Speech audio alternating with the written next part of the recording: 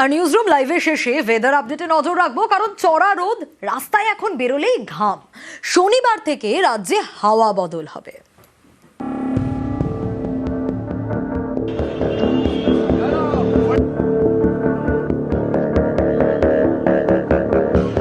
অবশ্যই বৃষ্টি হলে খুবই ভালো হয়, একটু গরমটা কমবে।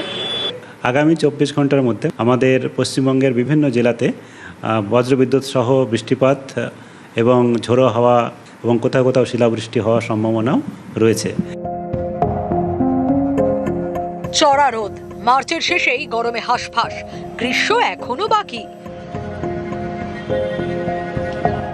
বাইরে বেরোলে ছাতা মাস্ট, স্বস্তি পেতে শরবতে চুমুক, ঠান্ডা জলে গলা ভেজানো। হ্যাঁ, গরম তো খুবই লাগছে, বৃষ্টি দরকার, এ তো বোঝাই যাচ্ছে, কিন্তু চাইলেই তো আর সবকিছু পাওয়া যায় না। অবভিয়াসলি বৃষ্টি হলে তো ভালো হয়, এখন যা পরিস্থিতি, বৃষ্টির ওয়েদার আর কোথায়।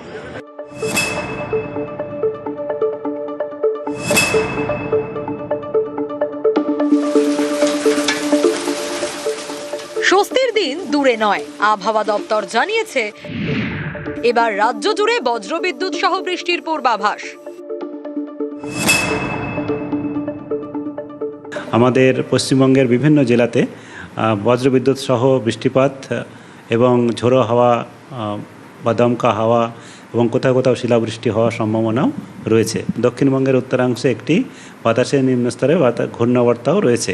এর প্রভাবে আমাদের জলীয় বাষ্পও প্রবেশ করছে বঙ্গোপসাগর থেকে আমাদের রাজ্যে। দক্ষিণবঙ্গের প্রায় সমস্ত জেলাতেই হালকা থেকে মাঝারি বৃষ্টিপাত, বজ্রবিদ্যুৎ সহ দমকা হাওয়া, কোথাও কোথাও 50 থেকে 60, কোথাও কোথাও 40-50, আর 1-2 জায়গায় করে আপনার শিলাবৃষ্টিও হতে পারে।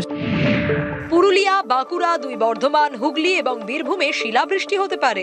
বজ্রবিদ্যুৎ সহ বৃষ্টিপাতের সম্ভাবনা উত্তরবঙ্গেও। রবিবার পর্যন্ত রাজ্য জুড়ে বৃষ্টি চলবে। নিউজ 18 বাংলা।